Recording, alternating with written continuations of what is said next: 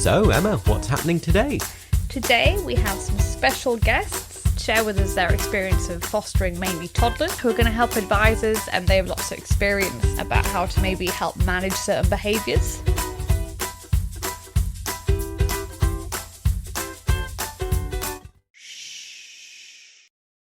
Welcome back to the Blanket Fort here in the Crippen household, this cosy corner of the internet where it's time to put in your headphones, grab a moment to unwind and join with other parents to chat about our experiences of raising children. Supporting each other in a non-judgmental way, whether you have a baby, toddler, one child or more. We're your co-hosts on this relentless parenting journey. I'm Elliot, husband to Emma, who's sat across from me there. Factoid for today. My favourite food is probably cheesy pasta or anything sweet, really. I'm a dessert person. And I'm Emma. My favourite food is dumpling stew. And I'm the opposite. I generally like savoury food. Don't really have much of a sweet tooth. So yeah, and anything meaty is mainly my go-to. That's my favourite thing. There you go, something about us. And this is a special episode today. We've got two guests on. Really interesting conversation. We're very glad that we had Nigel and Sue join us. So stay tuned for some excellent conversation and tips and tricks from them. It's a really good episode. Highly recommend it.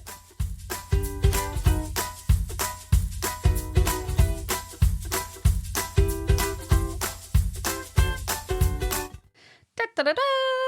Parenting achievement time! So a parenting fail story from us this week. We've been having fun and games with Lily bringing back items from nursery that she's smuggled away in her pockets and in her hat. Stealing things that she wasn't meant to bring home. I mean, the nursery don't seem to mind particularly. We do try and send them back. I do bring the stuff back. Yeah. We thought we'd quickly mention, though, this kind of relatable moment maybe, whether if your toddler also has this, if they're at nursery or any kind of education setting, they go somewhere for childcare, do they smuggle things away sneakily? And it only started about a week ago. He came home with two of these letters, like they're learning to write, two of these little letters in her pocket. And then we couldn't stop laughing. The next day she came back. She came all the way home. She said to Baba, "I've got another one." And he was going, "Another one?" And she was like, "Come look." And she was showing me in her coat pocket. She was like, "I've got more." And she was producing more and more of these plastic little letter shapes from her pocket. And I was like, "Lily, we told you yesterday when you brought home the other ones that we had to give them back." And she's brought more home. She also smuggled... Like she was so proud of it. Yes. Like, come see what I got. Come see what I brought home. She smuggled a plastic spider home. That was part of the Halloween decorations or whatever they were doing at nursery to do with kind of Halloween. She also came home one day and she had her drawings that she'd drawn on bits of paper stuffed in a hat. And so she came home, took her hat off and was like, "Look, I've got my drawings in the hat." And we were like, "What? Why? I'm sure they let you bring your drawings home. Why did you need to hide them in your hat?" They hang them up and then they hand them to you as you leave. But apparently she thought a good place to keep them was a hat. There we go. I do want to say we have told her stealing is wrong. Yeah, it's now an ongoing conversation about how we try and impart this wisdom that maybe you shouldn't take things from nursery. Yeah. We've not had much success at returning the items either. But anyway, there's a parenting fail from us this week. Yeah. Do let us know if it sounds familiar. We'd love to know if your toddler or child also does this or has done this in the past, or if you're a fellow little thief living in your house. Yeah, and it's not too bad being nursery in that, it's not like a shop or something where it hasn't expanded to outside of nursery where yet. you actually have to pay for the things, so it's not proper theft. Right, well, before we dive into our conversation with Nigel and Sue today, just to provide some context and introductions to that, we kind of know Nigel through my work and through the church. He's listened to some of our podcast episodes, and particularly we're on quite a similar page with the kind of school and flexi schooling education stuff. We did an episode on chatting about that, and we touched base and we said it would be interesting to have a conversation.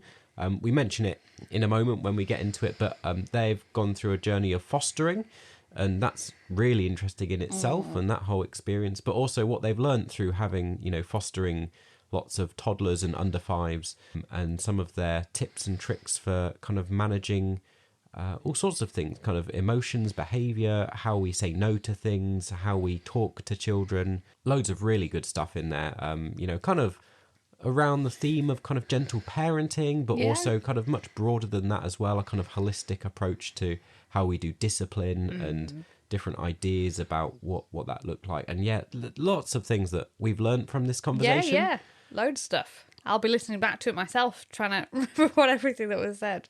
Packed full of loads of great stuff. So I hope you enjoy it. We really enjoyed it, and we'll meet you back at the other side of the conversation just to wrap things up. But here we go. Grab your changing bag and your wipes before you head out the door, and let's jump into the conversation.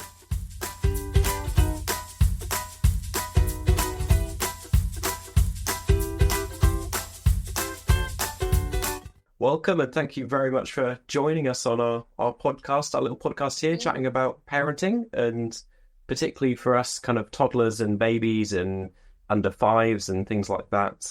Do you want to introduce yourselves and kind of what your experience and context is? Yeah, sure. Thank you. It's great to be here. I'm Nigel Pimlott. I recently semi-retired. I do some consultancy stuff, but I used to work for youth work organisations and the church. 5-6 years ago, I knew absolutely nothing about parenting under fives, but we then decided to become foster carers. And I know I'm an expert. No, I'm not. It was a really steep learning curve where we had a really challenging journey. But we learned lots on the way, and we just thought it might be good to chat about some of that, if that might help some of your listeners. I'm Sue Pimlott.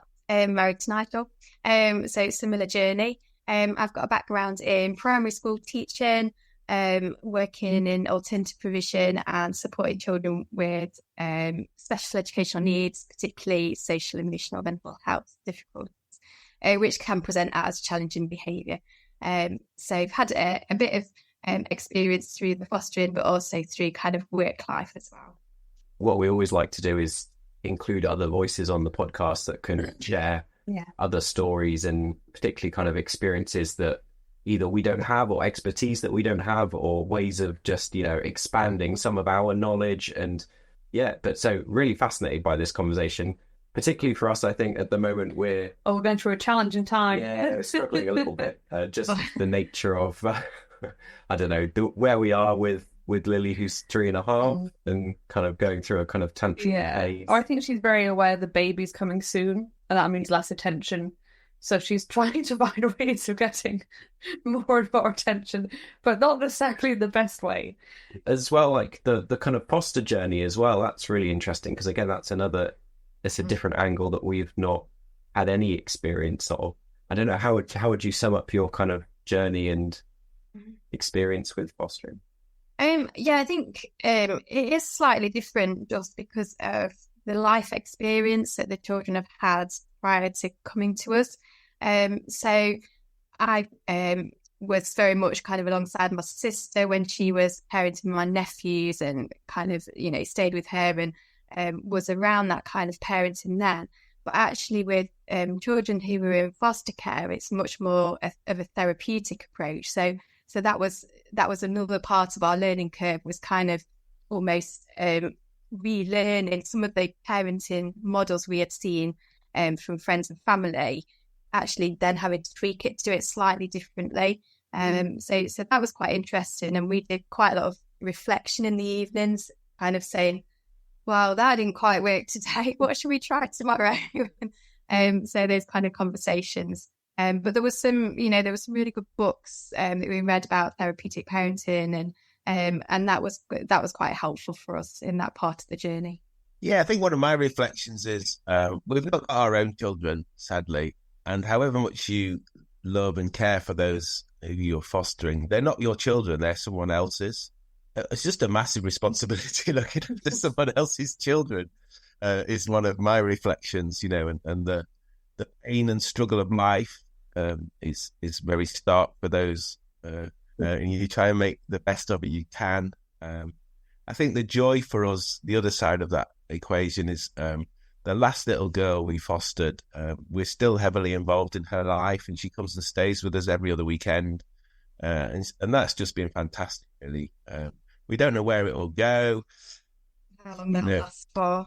It's always, but yeah, she's just a delight, and we just count it as a privilege, really, that we've been able to do that. I think it worked for us, it works for her, and it works for the family members she lives with. But yeah, it's difficult. It's a difficult scenario. It's underfunded. It's chaotic. It's kind of slightly dysfunctional. People don't always make good decisions because they haven't got the resource capacity to make good decisions. So there's a lot of crisis management, which I think doesn't really help the children in the way that it was adequately resourced to be able to do, really.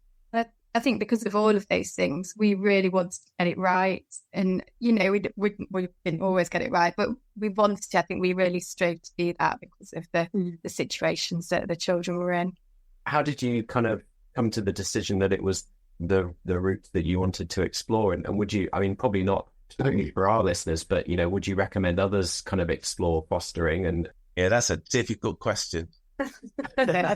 Having the children was the joyous bit. It was really hard work, but that was kind of the joyous bit. And particularly sort of, we fostered under 5, so you see all those amazing milestones. You're part of that, and that's that's a real joy to kind of behold them and crawling and standing, taking the first steps, weaning, having the first taste of real food and all that, sleeping through the night.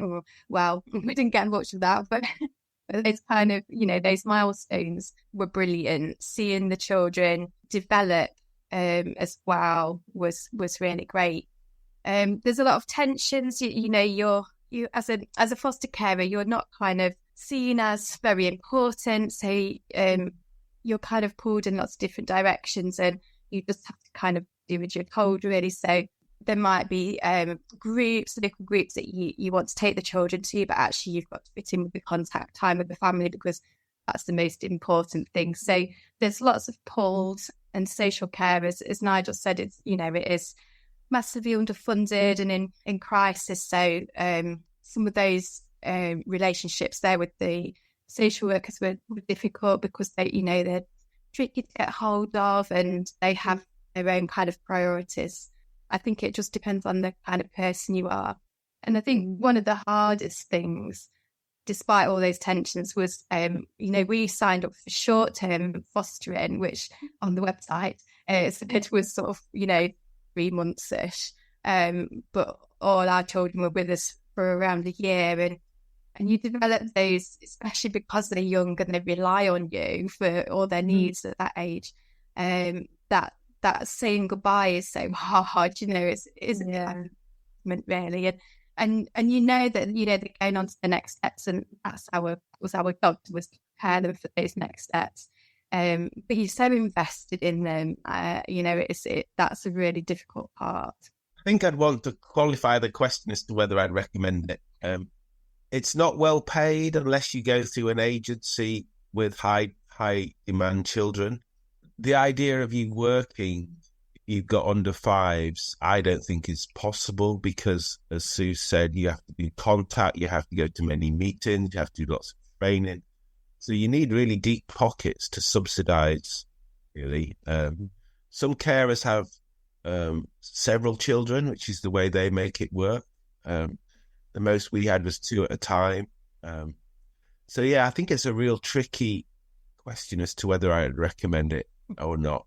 Our social worker was fantastic. She was old school, just couldn't have wished for someone better. And without her, we'd have just stopped.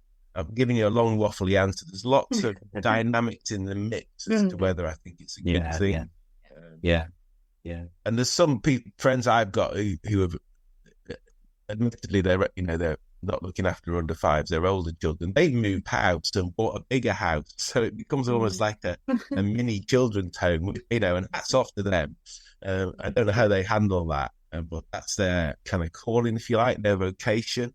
It's just such a interesting insight into a whole area that I know nothing about, really. And but I mean, from our perspective, I'm super impressed in terms of it's a challenge for us with an under 5 who's our own and with us all the time, and trying to imagine kind of the experience of that context is even, it's hats off to you. It's incredible.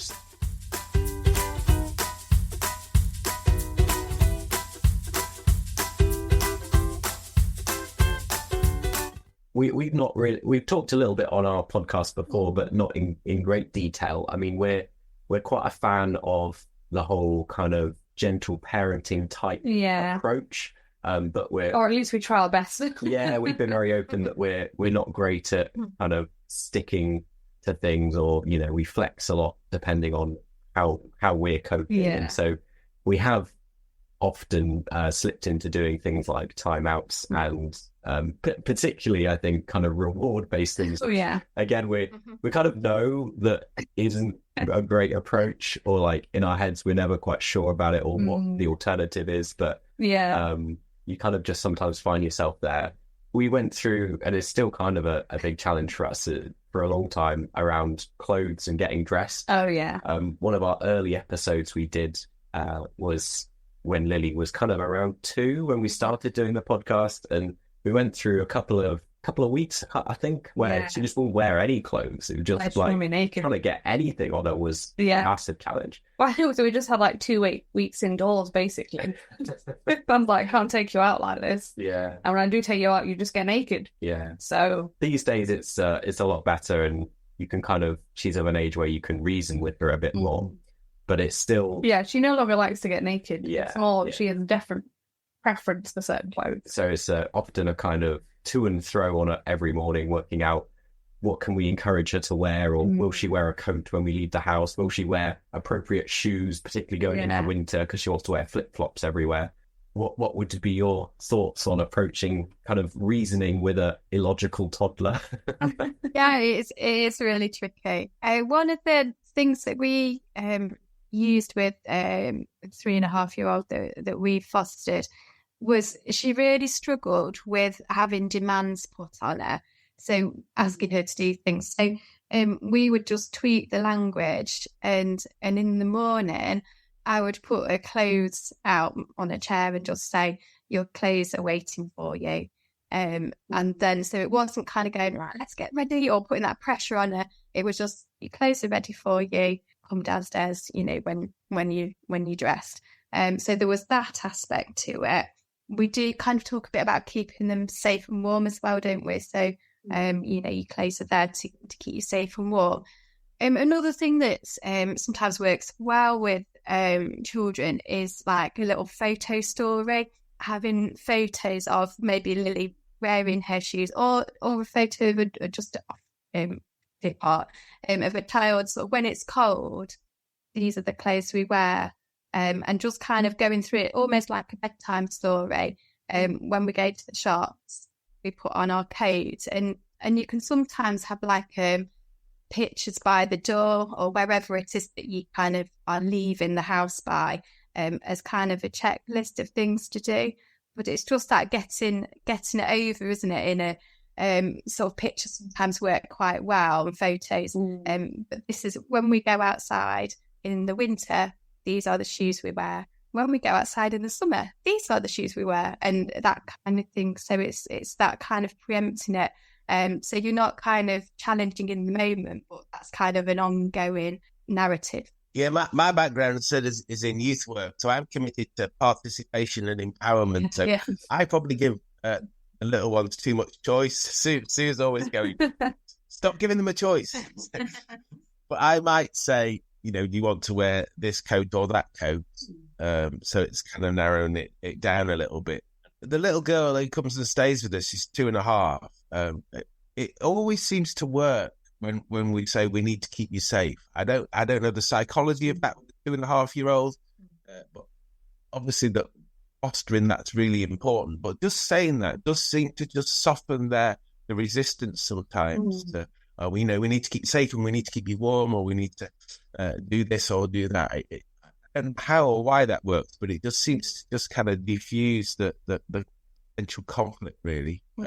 So I use that a lot when I'm struggling. But yeah, the two choices is fine. Like is when it gets more than 2, I think.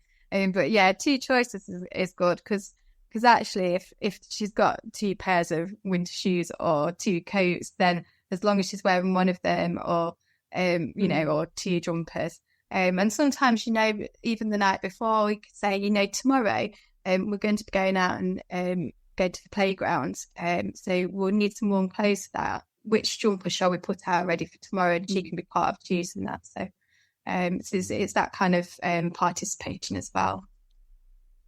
I know you mentioned it. It is hard when you're tired and you've got things going on, but we are passionate about the routine. The routine is, we're almost slaves to that routine. Everything's timed to within a few minutes. We'll give notice, it's going out time in 5 minutes. We need to get our shoes out. We need to do it. So, we keep that rhythm all the time, even though times you just want to go, forget it. But we are kind of passionately embedded in that whole kind of way of being, really. Yeah, because that's particularly for when children are being fostered, that sense of emotional safety is really key. So boundaries and routine help to keep children safe. And so we were really trying to stick to this, as Nigel said, because it is that feeling of safety, which then helps them to sort of react better, I guess, to when there is changes or when something's about to happen. It's one of those things where it's very easy to kind of forget to explain to your children why they're doing something, not just that we have to do it. Yeah, I've taken to showing her the weather app when sometimes if we sit there and she goes, but it's not going to rain. And I go, well, it says it's going to rain. Let's look at the app. And sometimes that helps persuade her because she can see there's a rain cloud and she goes, oh, okay, it is going to rain. I will accept it. Yeah, I like that. That's nice. That's good. We do a lot of, we try to do a lot of modelling where basically we know Lily loves to kind of copy whatever you're doing. So, we've bought some matching sets of wellies and things that you can wear. Yeah. So you kind of, she's like, oh, well, I like mummy's wellies. Lily's wearing her wellies today. You want to wear your matching ones, and that has worked quite well. Yeah. Not that she ever wants to wear matching things with me, so I don't know what I do. Just by yourself. Yeah. And I think we need to get better at narrowing down some of the choices. Oh yeah, I'm definitely to blame for that. I'm like, what would you like to wear? Like, the world's your oyster. These are all your clothes. What would you like? I'm with you on that one. That's a great one. And it's always like, well, now she wants a very precise item that she can remember she wore last week, and we have no idea if it's in the wash or not. And then you're hurriedly going through going, oh my goodness, where's that one blue dress that she said she really wanted to wear today? Yeah.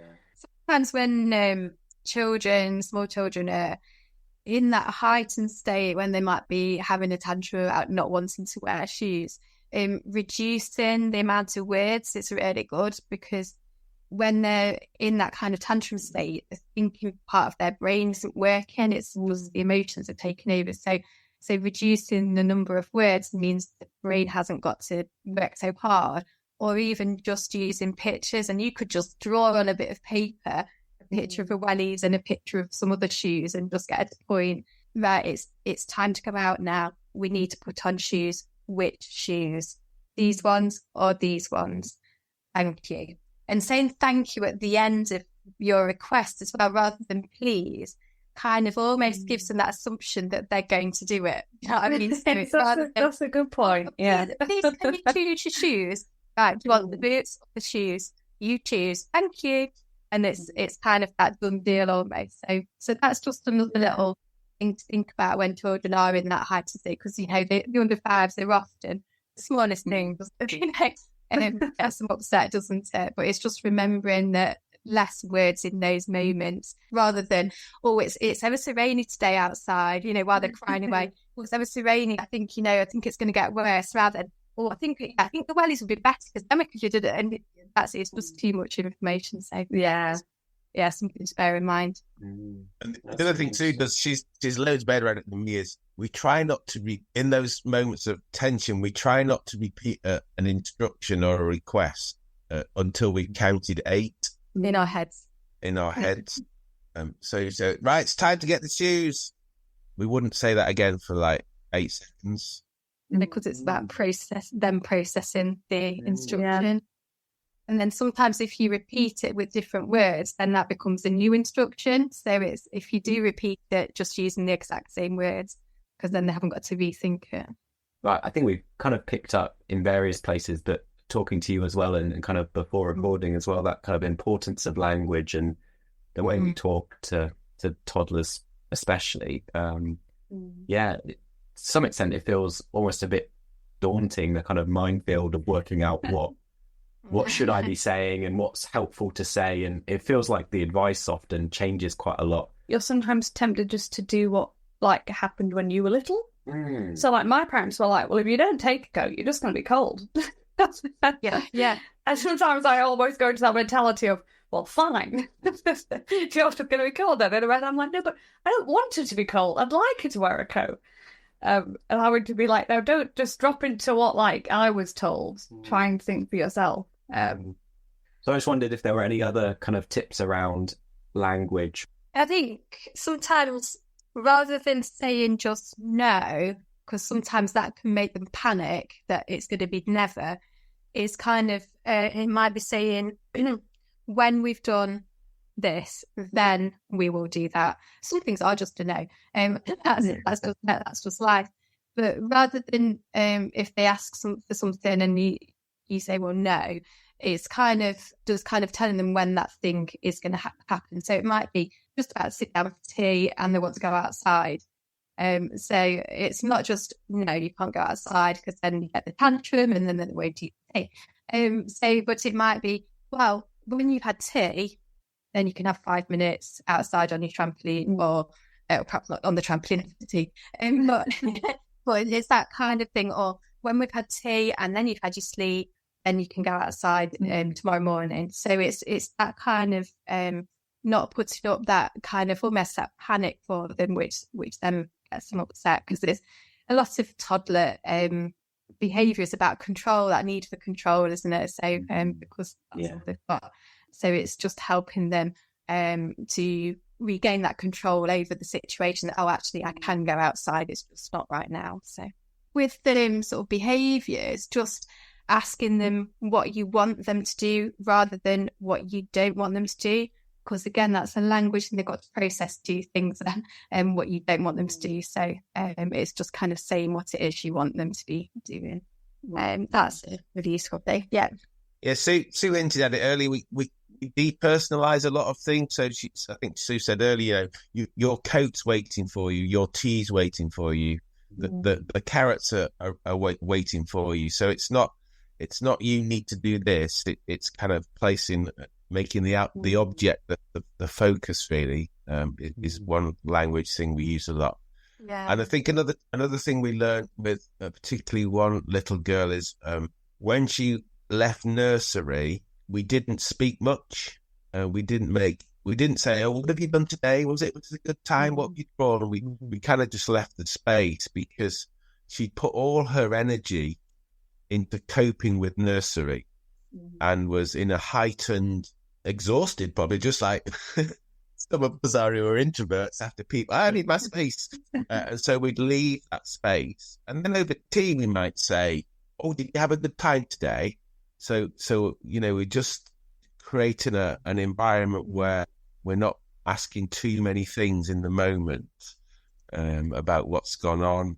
And often we'd be met with blanks after the nursery, whereas over tea we get the full story about what went on. And that just became language, a much better use of language from our point of view and the little girls. And it was about building relationships, because what Nigel hasn't said is when we'd walk home from the nursery and Nigel would pretend to be the Gruffalo and he would hide behind like gateposts in people's drives and jump out. And she loved that, because that's just what she needed. She just needed that relational aspect when she'd been at nursery and it had taken all her energy to try and do what she was supposed to be doing. And then when we got in, she'd sit on the sofa, on her sofa was what she go with her sofa, and watch TV, and whatever it was, 20 minutes. She just needed that space. But the relational aspect as well was so important. I think, that we didn't just kind of walk home in silence. I think the other thing we do a lot language-wise is I don't know what the technical term is, we over talk. So I'll say, "Oh, Sue, I think it's time to have our tea now. What do you think, Sue? Do you think it'd be a good idea to have our tea?" So we're not addressing Lily in your case, or the children we're looking at, talking over them, because we're trying to create an expectation of what's going to happen next, to defuse and to, "Oh, I'm gonna put my coat on, Sue. Are you going to put your coat on, Sue?" And again, it doesn't always work. I'm not, life's life, but I think it does have some impact that it's kind of just creating a different language environment, rather than saying, "Come on, put your coat on." I'm putting my coat on. Sue, are you putting your coat on? We're all putting our coats on type scenario. Yeah. And it's that taking away the demands, but actually they're tuning into what's needed or what's about to happen. So it's quite a useful little thing. Lots of praise as well. I think we praise lots of things, don't we, when we see them with the children. Again, sometimes it's dependent on the children that we've had, because some of the children who come into care get very embarrassed, or they feel shame quite a lot, and so over praising them can sometimes make them withdraw, or just feel like, "Oh, you don't understand me because I'm not like that." So sometimes we'll use that over talk in sort of saying how well they're doing something, but without it making them feel uncomfortable. So that's been useful. When we go to the park, a whole kind of, or leaving somewhere that the children like, sometimes that's been a challenge, hasn't it? So we've always done the whole, say goodbye to the slide and say goodbye to the swings. And give them that pre-warning as well. So you might be on the swing, right, we're going to have a few more pushes on here on the swing, then we'll get off, and then it'll be time to go. Or 5 more minutes, or 1 more minute, just that pre-warning, and then, right, it's time to say goodbye. Now, it does work well, but that doesn't mean that there aren't tears. But we don't kind of give in, because it's, again, about those boundaries. So Will might walk with the little girl, and she's like, crying away. "Bye, my slide, bye, my slide," and she's all crying. But it is that important thing of walking with them, because that's what we've said is going to happen, and so it's important that kind of is what happens. So by the time we're in the car, she's usually okay, isn't she? And we use distraction a lot as well. So maybe in those scenarios, "Oh, do you know what? Why don't you carry the ball to the car? If we've got the Peppa Pig ball with us." And so it's that kind of distraction. And we use that quite a lot, sort of generally, don't we? Empathy is another one. Even with them at that young age, just letting them know that, it must be really upsetting for them to have to leave. It's so disappointing we've got to leave the park. "Oh, I know you didn't really want to come shopping. I don't understand that, but you know what? Let's have a cuddle, and later on we're going to do X, Y, and Z." So that just you saying, "I understand you're feeling really disappointed. I understand you're feeling really upset," does something to help with the calming as well. So that's been something we use as well. You were saying about kind of saying, "No, we can't do that right now, but this is what we're going to do later," or various versions of that. In my head, I'm thinking that a lot of that so easily slips into kind of promising something good to try and distract them from what's going on, or, offering some sort of reward for behaving well now, saying, "Oh, we can have an ice cream when we get home if you just walk home with us quietly." I don't think we see it as a reward. It's just being clear and honest about what's going to happen next. So it's about moving. It's about diffusing the moment with what's going to happen next. So it's not if you do this good thing will happen later. It's just setting out that routine in a really clear way. And I guess, again, I don't know, but psychologically, it's just to give the little one some hope in that moment that there's something else beyond this immediate distress. That's in very simple terms. So we're not saying if you behave now and leave the park, this good thing will happen later. We're just saying we're finished with the park now. We're now going to do this, and then later this is what's going to happen. So it's those kind of things, really. One of the things which just come to mind as we've chatting, we've noticed is slightly off tangent, but again, it's just how important some of these things are. If we meet family and have a meal out, we've noticed a couple of times, that the waiter or the waitress will come and say, "What do you want to drink?" And we'll all order our drinks, and our little one will have her bottle, but she's burst into tears when the drinks arrive because there isn't a specific drink for her. So now we've started to say, "Can we have a glass and a straw?" And we'll give her a little bit of apple juice, or and as she gets older, she'll have her own little apple juice. And I'm just telling that story because I think we underestimate how the feelings might be going on in the moment. And so we're not trying to reward something, we're just trying to understand what might be happening and to get a handle on how we might be feeling in those.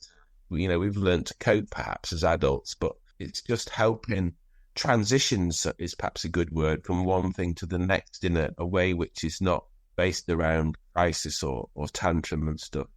There seems to be more of a shift towards kind of relational sense of trying to understand our children as, little humans that have their own needs and emotional, and trying to be with them.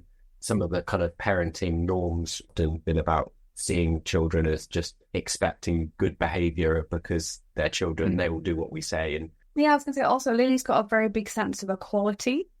So like, if you got something, she's like, well, why wouldn't, like with the drink situation, of course you would have a drink because everybody else is getting a drink. And it's quite useful in the car now because I'm like, well, everybody has to wear a seatbelt.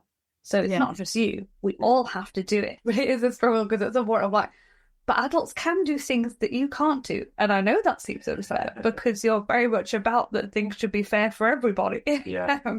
But I think we know so much more now about how the brain works and how we develop as people.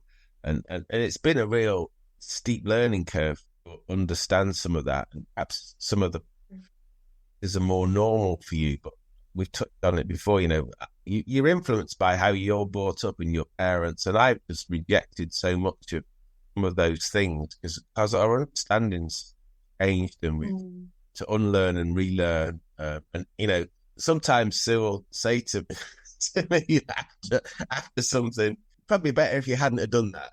And I'll like, yeah, okay, fair comment. Because we're all on that journey of learning and we understand more about who we are, wonderful people that we are.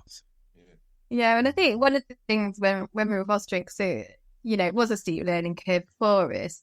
But what in one of the books, it talked about the fact that if there are two of you, that sometimes it is easy to get drawn into, especially if it's like a toddler's having a tantrum and they're kind of screaming at you. You're very heightened in that.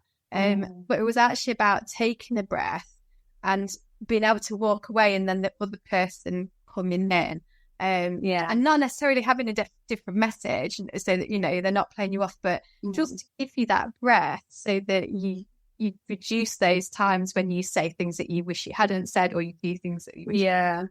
And I think that it was nice to read that actually you had permission to do that. That was an okay thing to do. And I think that was, that was quite helpful, really. Yeah, I think we have that sometimes with like tone. So I can tell Elliot if he's getting with straight, I'm like, I don't think that tone might not be helping. maybe let's switch and let's try and say it because like I know he's trying to calm him down, but because he's saying it in quite like a angsty way, I'm like, that's not going to help her calm down. But it's been interesting. I get the look, Elliot, across the room. That's what I get. I get one of those looks. I go, okay, yeah, I understand. It's quite interesting because obviously now my hormones are all over. We're having to switch positions where he's like, do you want me to take over? And I'm like, yes, I don't know if I can deal with this right now. Yeah. I think things like you talked earlier about timeouts, I think those things are interesting, really. We've occasionally done it, but we've not done it in a way which excludes the children. So I remember we did have some really difficult times with one 3.5, 4-year-old, and her timeouts, I used to sit with her on the sofa. We'd just sit in silence. So we weren't shaming and ostracizing, but we were saying, no, this behaviour's not acceptable now. We need to just pause. We need to take some time. And you could almost feel sometimes, if it was like a graph, you could feel the tension drift away in the silence. And at some point, they would test whether they could start playing with their toys again. And sometimes you'd say, no, we just need to sit a bit and just think about what would happen. Then it would become very calm after a while. And I'm talking sometimes 30 minutes now, just that silent. I wouldn't want to do it in a way which brought shame and alienation, which I know is really difficult, but that's just our approach. So those times, and a lot of times it was shorter than that, wasn't it? Yeah. It might have been a few minutes, and sometimes it was to break a cycle of. So it might have been at meal time where something that she'd had the previous week you put in front of her. I don't like that. I'm not eating it, and forkfuls might start to go off the plate, and so where we eat is in the same room as where the sofas are, and so we'd just have some time away from the table. One of us would sit with her. Now, when she was like that, she didn't want you to sit right next to her, but as she was calming, you'd move a little bit along. And we always finished those times with a cuddle, didn't we? So, if she had a bit of space away from a situation, we always finished it with a cuddle to make sure, that relationship was repaired. But yeah, no, it was never really time out. It was more time away from a situation. And we used to do, it was like a picture of a penguin and you could trace it around and you breathed in for one bit and out for another bit. And she really enjoyed doing that as part of that calming, so we called it a penguin breathing. And she would do that, and that would just really help with her calmness. So that was really interesting because, as I just said, a lot of the children that will come into care, have experienced that shame, and the time out is another of those shame things. And it's really hard for a young child to kind of reflect on what they've done. They kind of need someone to do that with them. So I think we felt it didn't really achieve anything to kind of sit on the bottom step or whatever it is that people have done in the past. We talked earlier about generational differences. When I've explained this to other people, they've said, oh, you don't have any boundaries and you're a soft touch then. And we have to say, no, that's not the case. We talk a lot about natural consequences. Yeah. So if we've taken up the time allocated in the day because we've needed that time out things, it means we can't watch telly because, it's now time for bed, for example. So it's not like saying, oh yeah, do what you want, get away with it. It's kind of saying, because we've made this choice, it means we now can't do this, And so I think that those boundaries it's just a different way of looking at boundaries, which I think the children find really helpful. Yeah, I mean, it's like trying to keep things, like any of those consequences, within the day rather than carrying it over, because young children don't understand, they haven't got an understanding of time in the same way that we have. So if something had happened on one day, that consequence you try and keep within the same day rather than, well, tomorrow we won't be able to do this. And there's no incentive for them to get up and do the right thing in the morning, because they're not going to be doing what they want to do. So again, that it's, and sometimes it was like if a toy had been broken, well, the consequences, you won't be able to play with it anymore. So it wasn't. It needed to be an extra punishment for that, because that in that sense was their punishment, wasn't it?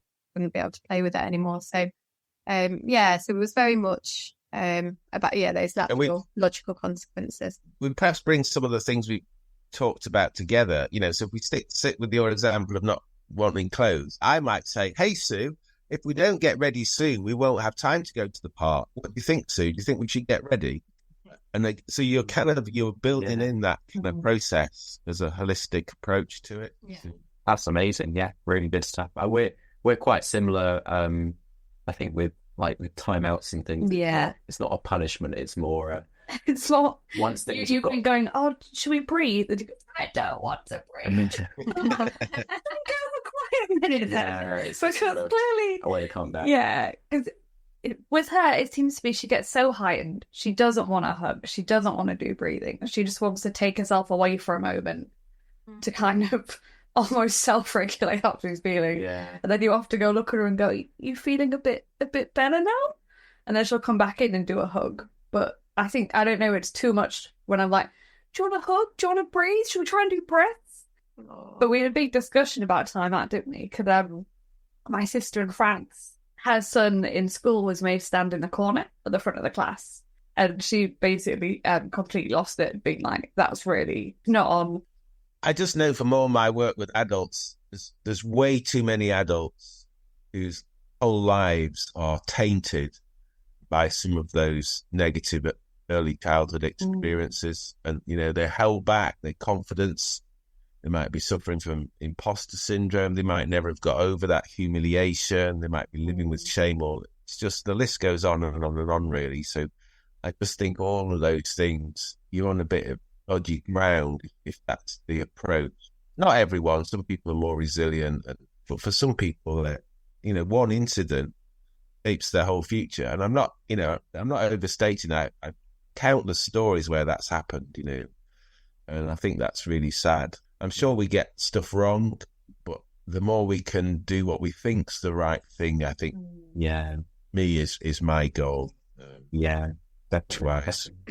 Yeah, and it's about how I want to be treated. That's What would I like in this moment? Yeah, it is always, I think. Do you have any recommendations of where people could go to kind of, if they want to learn more, or if this is a topic that's of interest? Have you read the Kate Silverton book? There's no such word as naughty or something like that. It's quite an interesting book to read because that is particularly aimed at parents in the under fives, and it does talk a bit more about the brain and how toddler brains work and our reactions to that, and how we can develop them to be more helpful. So that's quite a nice starting point for sort of something to read. I like, it's getting a bit geeky, but I like family systems theory. If people are really interested in checking that out, it's not just about children, but it's about how we firefight and how we manage situations and how we respond. And I think having that understanding that we are all different and we all react in different ways, I've just found really, really helpful. It's a big topic, family systems theory, but if you can find a simple, I'm a big fan of these 4-minute video animations. That's kind of thing. Things like that. Just I find really, I'd just recommend people perhaps take a look at that. Really, again, YouTube's a great resource. You have to be wise about sources, but understanding some children are don't like demands put on them. So just checking out something what that demand avoidance kind of thing might look like. There's obviously a lot in the news about well-being and people on the autistic spectrum and neurodiversity. I think, again, just increasing your understanding around those. It's about checking that out. What does that mean? What adjustments might I need to make?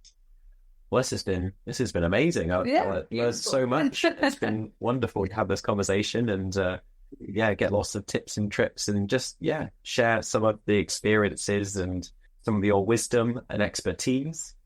So thank you so much for agreeing to come and do this with us. It's been really good. We've really enjoyed it. Yeah, hope we haven't talked too much.